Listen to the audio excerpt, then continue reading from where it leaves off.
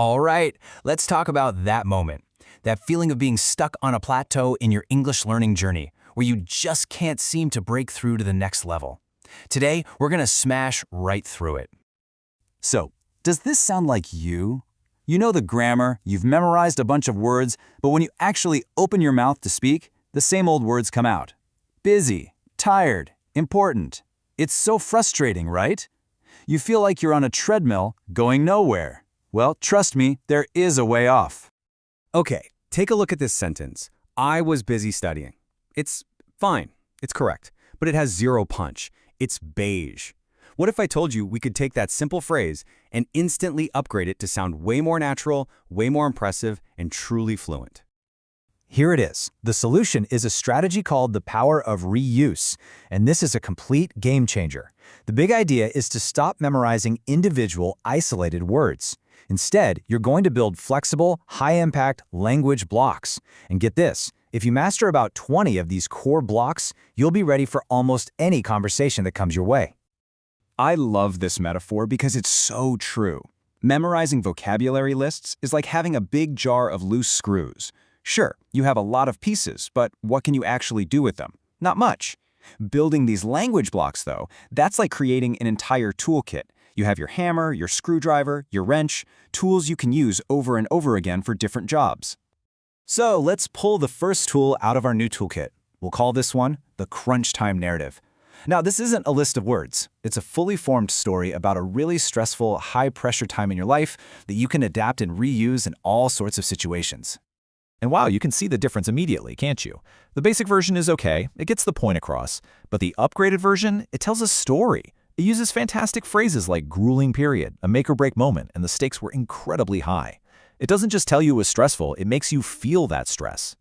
And this is where we pack our blocks with powerful idioms. Instead of just saying, I studied day and night, you say you were burning the candle at both ends. It paints such a vivid picture of someone working themselves to the point of exhaustion. It's got so much more color.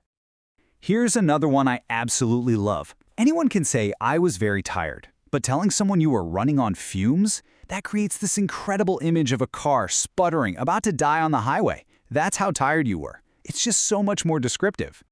And listen up, this is a huge pro tip, especially if you're preparing for an exam. It's not just what you say, it's how you say it. When you use a phrase packed with emotion, like running on fumes, you need to let that emotion come through in your voice. Really emphasize it.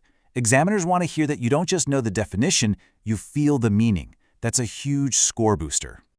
Okay, this is the heart of the whole strategy. This is the reuse. You've prepared one story, one block. But look, if the prompt is describe a time you were busy, you tell the whole story. If it's describe a difficult decision, you pivot and talk about choosing your major during that time. Describe a goal, you talk about getting into university after all that hard work. Describe a person you admire, you talk about your mom who helped you when you were running on fumes. You see? One story, one block, 4 completely different answers. That's efficiency. All right, time for tool number 2. Let's call this one the versatile icon formula. This is a super handy sentence structure you can use to sound incredibly smart when describing basically any well-known person, company, or even a place. Look at how clean this is. The core structure is exactly the same whether we're talking about a singer or a tech giant. The magic phrases are synonymous with and held in high regard for. You're just plugging in the details. It works for Louis the singer, and it works for Apple the company. It's a perfect formula. So that first phrase, synonymous with, this is your sophisticated upgrade for famous for. It means that two things are so closely linked you can't think of one without the other. Louis is synonymous with his musical style. Apple is synonymous with innovation. It's just a fantastic, versatile phrase. And then you hit them with this perfect follow-up. Held in high regard for. This lets you add a second, deeper layer. It's so much better than just saying, and it's also famous for something else. This phrase shows you're talking about respect and admiration, which adds a lot more nuance to your description.